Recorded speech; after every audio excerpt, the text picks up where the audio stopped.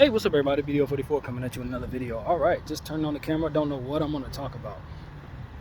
But I think the Los Angeles Lakers are probably a good way to start. You know, right now, man, the type 2 games we just had, coupled with the injuries that forced us into losses, the tough, Denver game, having to sit through that Bronny extravaganza Milwaukee game, or the Luka Doncic eccentric Milwaukee loss. It's been a lot of losing going on around here, and the highs and the lows of the last 2 games where we won in the buzzer and then lost at the buzzer the very next night is I think the word is microcosm, but I hope I'm using this correctly, of what the Lakers have looked like throughout the course of the end of February and throughout the course of March. 8-game winning streak, followed by losing 8 of 12. Like, it's just 2 extremes back to back. Ever since the New York game, where we had a really good game against the New York Knicks, we've been struggling, man. I think we've won like 4 games since then. The month of March has been really bad for the Lakers this year, man. Really bad. And we still got another game tomorrow against the Memphis Grizzlies, who just fired their coach. We still, if I'm not mistaken, on the 31st, probably have another game as well. I believe that's against Houston. And so we still got more March Madness ahead of us. And unfortunately for us, we're just not doing well in March. We're not doing well in March.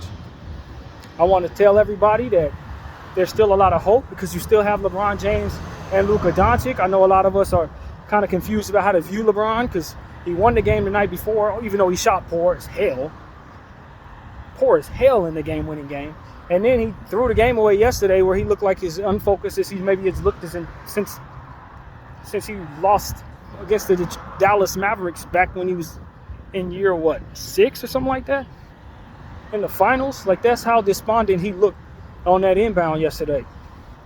Like, he was completely detached from what was ultimately going to help him win, doing just lazy passes, lazy effort, and it all bit him in the end. And so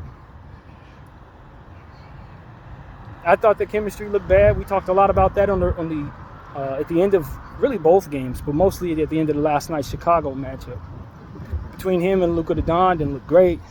Incorporating Austin Reeves into the situation seems to be a bit difficult for this unit. I just think that right now we have problems on both sides of the floor, but throughout the course of that 8-game winning streak, we showed ourselves to be a very good defensive team with these same individuals. So we know we can snap back into our principles that allowed us to be a pretty good defensive team, but we gotta want it bad enough, and we gotta get the rest, and it's not coming, and that's the problem. You can want it all you want, but part of the problem is just effort. I think Luka's defensive effort has waned. Man, this is why I think he needs to really dig in the offseason on his conditioning. Not just because people have been calling him out on it, but because he can see right here.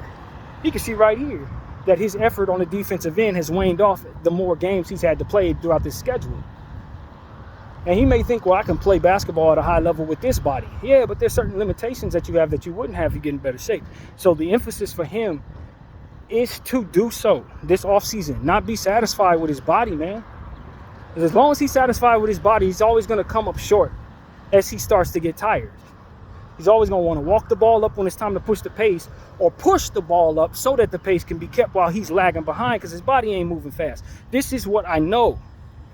And so the emphasis on this offseason for the Lakers is Luka Doncic digging in with his team, but not just in that regard, but also his diet and his willingness to do whatever the hell he's doing. He needs to dig in and start reinventing his body, man. He needs to reinvent his body, and he needs to be serious about it so that his body can work for him as he gets older. Because if you're 26 right now, you're still young. As you start getting older, it's going to be tougher and tougher to lug that body up and down that damn floor with the role that you're expected to have. And you do not want people running around saying Dallas was right. So that's going to be the thing for him. He might be very comfortable with his body. That might be the problem. He may not be able to fathom where he can move faster and dart around like, you know what I mean? Because this is all he's ever known. My body is, I can do this without that. But when you get in better shape and you start seeing how quick your reaction timing is, you start seeing how well your body moves with the thoughts that you have to make it move. You get here to here quicker. You know what I mean? It's like that type of thing. You can't underestimate that just because you've never actually experienced it. It's a wonderful thing when you start really getting in shape and feeling how your body reacts to just simple tasks in your house, let alone if you're an athlete. So these are the type of things that I think Luka the Don is cheating himself out of. You want to be the greatest player you can ever be. You're not going to do that by taking steps that other great players didn't take. And one of the things that he's not doing is taking his body as seriously as those players did. And it's showing up right now with this condensed schedule. It just is. And his talent could be considered fool's gold as it pertains to, yeah, I can play like this at this level without getting in shape. But what you don't realize is how much you're leaving on the table for not being in shape. And that's what I'm thinking. I think he needs to get in shape, fathoms how much greater he'll be for being in shape, and want that for himself, and take on the task of reinventing his body over the next 3 or 4 summers. Not just this coming summer. Nah, we talking about for the rest of your career, bro. Getting in better and better and better shape, so long as, of course, health will permit. But health will most definitely more likely permit if you're in better shape. You're less likely to take on them injuries that's going to have you out for the whole damn summer if you start taking care of yourself. And so that's what he's going to have to do, man. I think that's the way to win for Luka the Don. Because he can always play basketball at a Hall of Fame level. That's the easy part. But can he fathom how much greater of a level he can play at if he gets in better shape? And want that enough for himself? That's the challenge that Dallas has placed upon him when they traded him here. Now that's the challenge that I'm placing upon him in this channel. And so that's what comes to mind. LeBron James is able to play at 40 years old because he took care of himself the whole time. Luka ain't never going to get in that shape. But he can get in his own best shape, which can make him significantly greater than he is right now. And that's all I'm asking him to be. I ain't asking him to be LeBron James. You got to have certain genetics from the jump and take care of yourself ridiculously from the jump in order to be LeBron James. That's why nobody else is him. But you can get in greater shape than he's in. And so that's what I'm telling Luka the Don. Get in better shape, sir, and you will find yourself in a position to be greater than you've been able to even show. Take on more, maybe even heal faster, depending on how that goes. But I can tell you, drinking beers ain't gonna get it done. You gotta throw the liquor out until it's time to retire, bro. And then there'll be a whole lifetime for you to be able to spend your money on liquor and cigarettes and cigars or whatever the hell you want to do. But for right now, your body is your moneymaker, and that's what the focus should be for him. And so I'm a believer, man. I don't think he's gonna have this happen and not try to focus on what he needs to do for himself. I don't think he's gonna just not. I think he will, but it's gonna be on him to do so. That's bottom line. It's gonna be on him to do so. And so I can have all the faith in you in the world, but are you gonna have faith in yourself and furthermore be inspired? Or are you just gonna let your talent carry you and be satisfied with that? It's a gift and a curse for him. So yeah, that's my take on that. LeBron James, from what I understand, he's probably likely to opt out of this particular $56 million expiring deal with the player option. He's likely going to go for something different. Likely to stay with LA. I don't think anybody expects he's leaving LA at all, but I do think that he's going to want to restructure the deal. Probably less money, to be honest, just to, kind of make us have a little more flexibility than we have right now. I don't know how much of a dent it makes. Listen to Trevor Lane, from what I understand, it really doesn't make that much of a difference. But it could be a show of good faith and continued investment in this Laker relationship, so that if he does want to stay longer, then maybe it would be welcome. Jeanie would be more likely to give him that grace and let him stick around well past what would otherwise be his most prime play. So that might be one way of looking at it. And of course, we got his son. So we can always see that as a means of him wanting to invest in this relationship and want to continue to keep everything, everybody feeling great about him with the Lakers. And so I think that has a lot to do with it too. But I don't expect for him to opt out to get more money. Although I would not be entirely surprised if Jeanie was willing to pay him more money. That wouldn't surprise me either. But I don't believe that's what he's doing. So yeah, we'll see what happens there, man. I think it's all but certain he's not leaving the Lakers. It's all but certain. If he was gonna leave the Lakers, he probably would have did it before we found ourselves in a position to be as potentially as good as we do. I think our ceiling is a lot higher right now after getting Luka to Don. Not just because Luka is a better player than AD, but because of the overall talent increase that happens with your books when you have this particular player, 25 years old, coming in at the price that he's coming in place of AD. I think you feel like your asset class looks a lot better right now.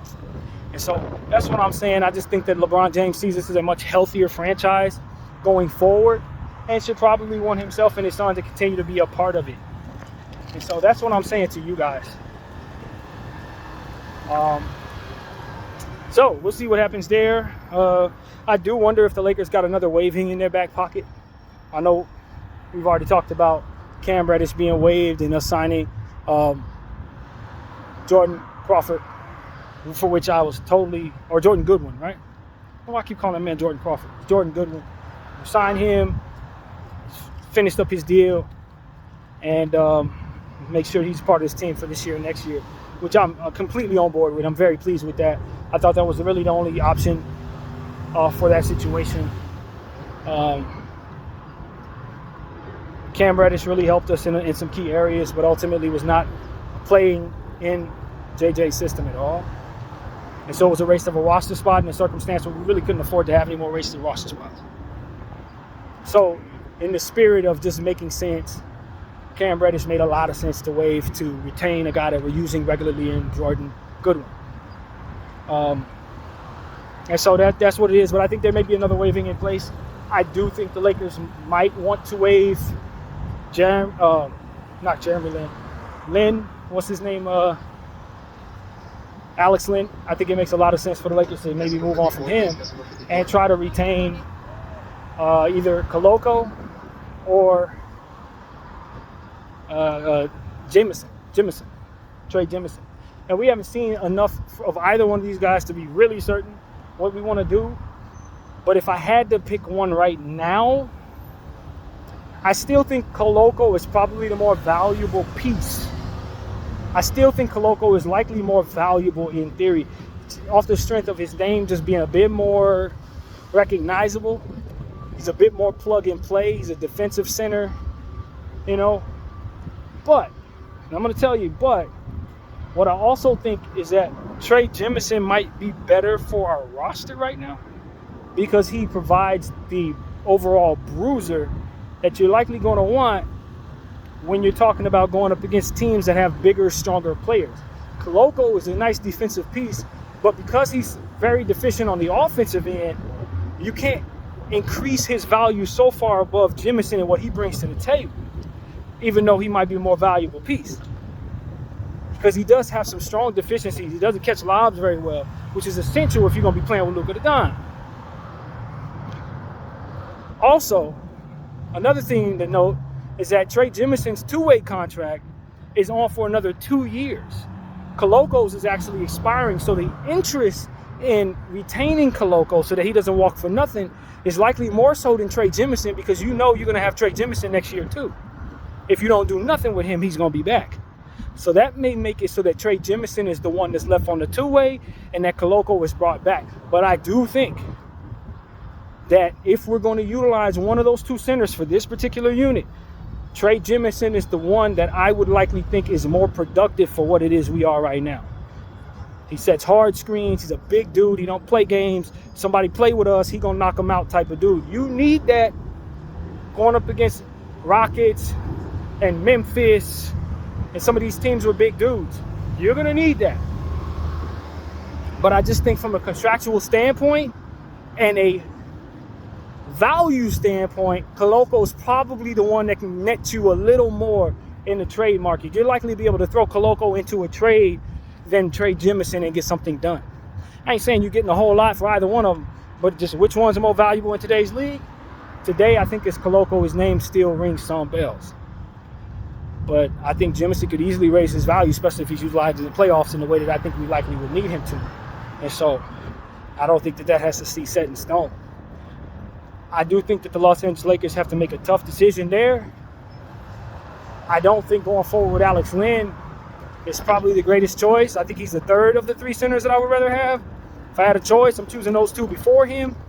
And I think most people agree with that at this point. I think Len can still do some good things. But I don't think I'm putting him on the floor at any given time in the playoffs. But I think you can make a strong argument that you're putting neither one of those other two on the floor either in the playoffs.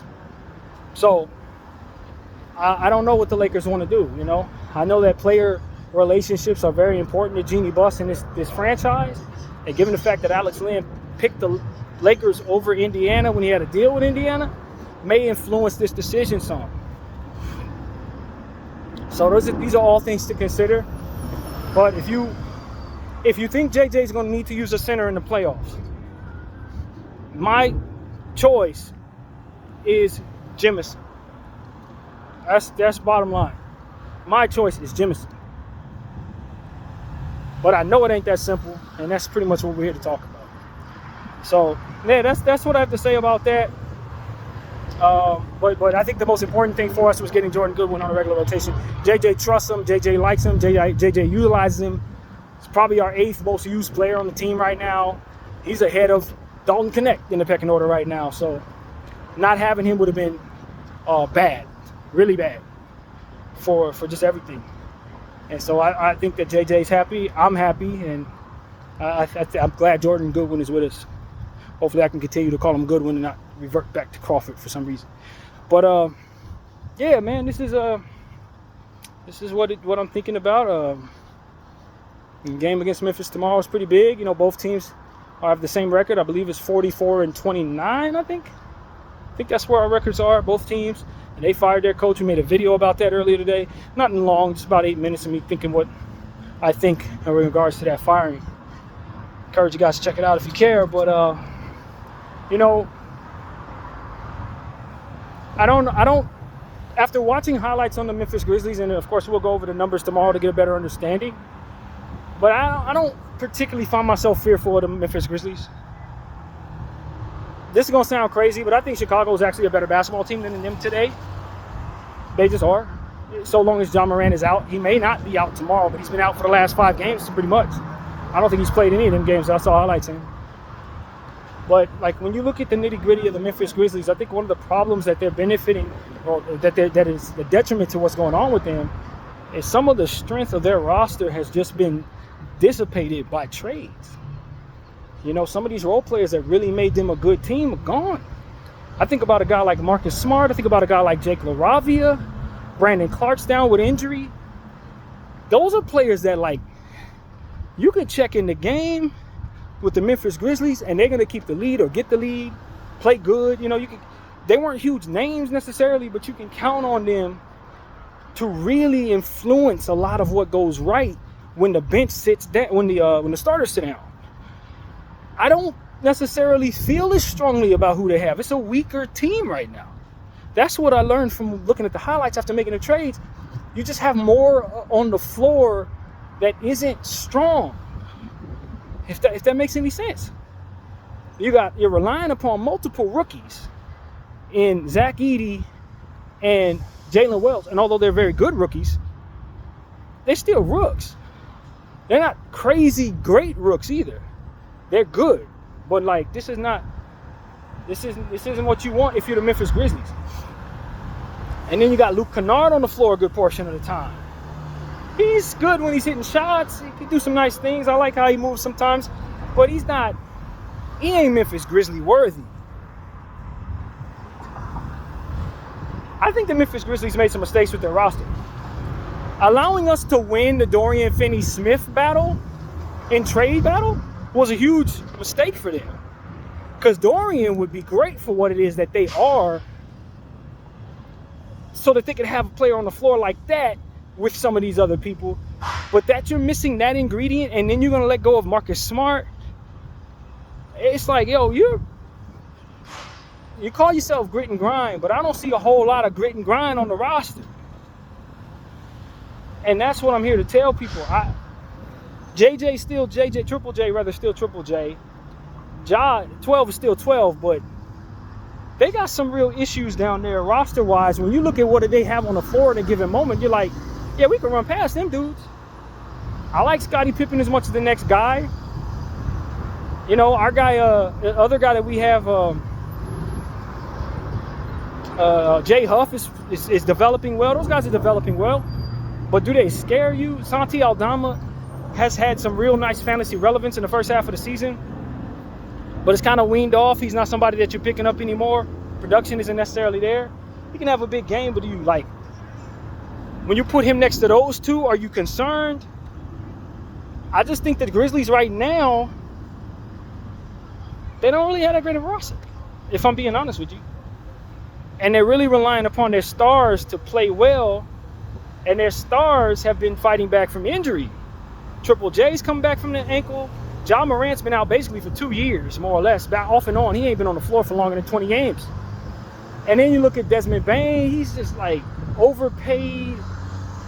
He's above average, but like I don't think Desmond Bane is who they paid him to be. And because of it, that's money not going into other spaces on the roster. So for me, I don't fear the Grizzlies at all. Right now, if I was to pick somebody in the Western Conference that I want to see in the first round, for most teams in the first round, I'd probably say let's see the Grizzlies. Most teams, not just the Lakers. Anybody. If I'm the Golden State Warriors, probably want to see the Grizzlies. If I'm the Rockets, probably want to see the Grizzlies. If I'm the Nuggets, probably want to see the Grizzlies. If I'm Timberwolves, I probably want to see the Grizzlies. You see what I'm saying? Because if I'm being honest with you, I think all of those teams can knock the Grizzlies off. I think all of those teams can knock the Grizzlies off. Now, the Lakers playing against the Grizzlies is tricky because we don't have the size that we used to have. So when you talk about Triple J, Jay Huff, and Zach Edey, they pose more of a problem for us than they do some of them other teams. So that's a thing that we'll get a look at tomorrow. But since we run so much small ball and have the center issues that we have, the Memphis Grizzlies team that we would dominate and kick out of the playoffs was led by Anthony Davis.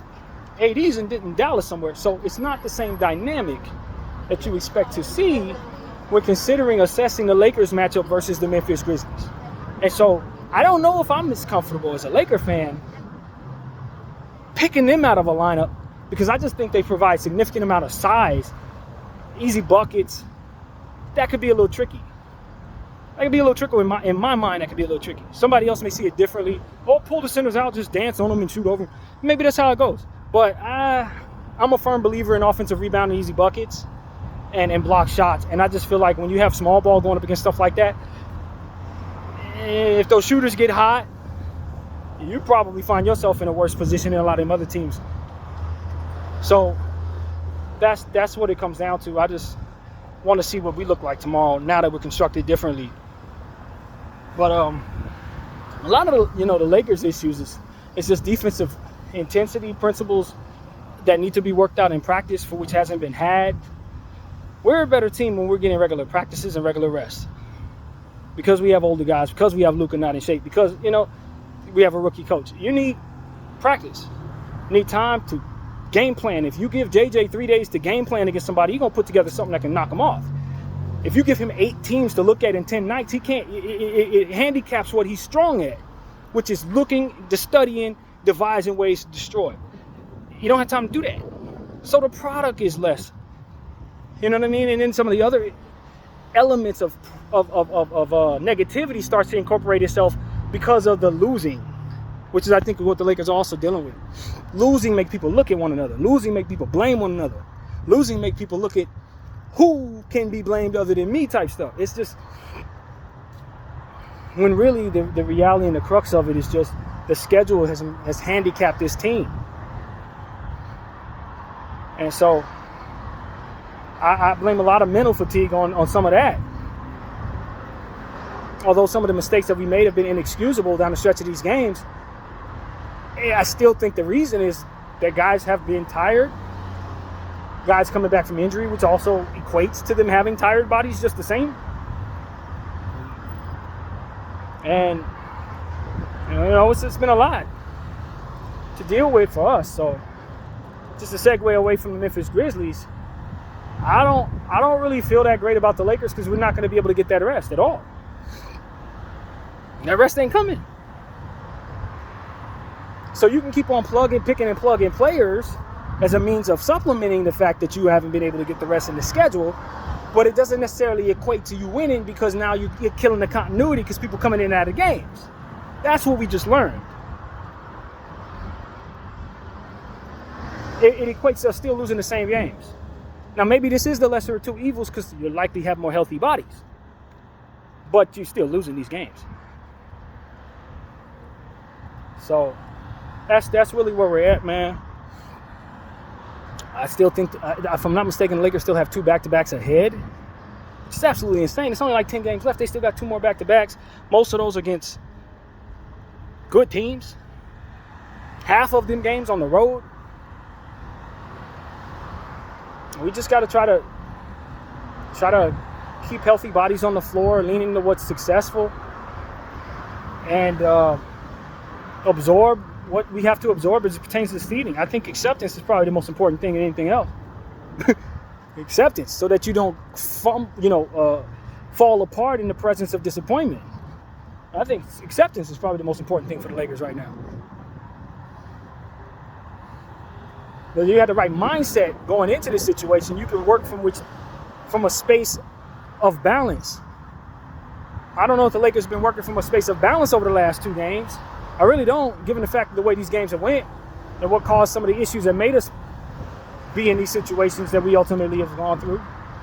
I don't know that we wouldn't do better just saying, yeah, we're going to do our best, but we expect to go 500 for the rest of the season. And then expect to be 6th or 7th place and just be ready to work from there. That acceptance may make us be more at peace about every damn thing, which will likely allow us a little bit more rest. Because I tell you right now, not only are we not getting rest, but I'd imagine people are restless too because they've been losing. When they do lay their head down, they probably don't go to sleep just as quick because this is failing, So it's like, it's a lot of things that can compound on itself against you. And what you got to work against is what you can control. And what we can control is continuing to try to rest people, to stay as healthy as we can possibly get. Furthermore, communicate with one another and let things go when people make mistakes like what we just seen. People to continue to stay upbeat and in each other's corner in regards to we're going to get through this together type energy. That's the only way. Because what I'm sensing is a bit of an unravel. And it's understandable because of how the ebbs and flows and the extremes of these last couple of games, coupled with the fact that we're on the road, people away from their family, all this and that. I'm curious to see what Laker team going to show up tomorrow. And if they don't win, will they unravel completely? Because that's going to be the test. Ain't no guarantee you're going to beat the Memphis Grizzlies tomorrow, even though they fired their coach. So I likely don't know what the hell they're going to be running tomorrow. But sometimes when teams fire their coach, they go on long winning streaks, just like the Sacramento Kings did after they lost to us and fired Mike Brown. They went on like an 8-game winning streak after that with Doug Christie. So I don't know, man. Maybe that's just what this team needs to get a fire underneath them, and unfortunately, we about to run into them when that fire is about to be lit. Whatever the case may be, we better have our own fire lit because the way things are going, we've been getting our butts kicked. So that's really what it is, man. I feel so good that I don't have to talk about cap space and picks and stuff like that. I equate where I'm standing to a lot of conversations about utilizing our picks properly and not messing up our asset class. I've had so many conversations on this channel in front of this police station on the way to do some banking about that stuff. It feels good to be able to talk about stuff that's on the court and not be so concerned about the Lakers' future when assessing this team. I could talk about basketball. And that's what I think Luka the Don's trade has ultimately done for our team, it made it so that we're not in such a desperate space to punt this season so that we can have a future. That future's in place now. It allows for us to not worry so much about anything having to do with our future and more so worry about what makes the team work on the basketball floor. That's all I ever want. Even though I've made a little bit of a name, so to speak, off of talking about that crap, I didn't want to talk about that crap. I want to talk about basketball. And this season and focusing in on the unit in front of me, and that's what stability of and franchise health affords fan bases and talking heads. The ability to just talk about the game. Not talk about what needs to be forfeited in regards to the game so they can get the best pick or keep their picks or not give up this cap space and don't want to sign this guy. I just want to talk about how this team can win year in and year out. So I'm glad that trade took place, say the least. I think we all are. But I think for this reason as well as many others, that you just don't have to worry so much about what the future of this team is going to be. Just play basketball, watch them, and then assess what it is you see. That's all, as a talking head, I ever want to do. So that's pretty much what I have for you, man. My name is BDL44. I thank you all for watching. I'm out.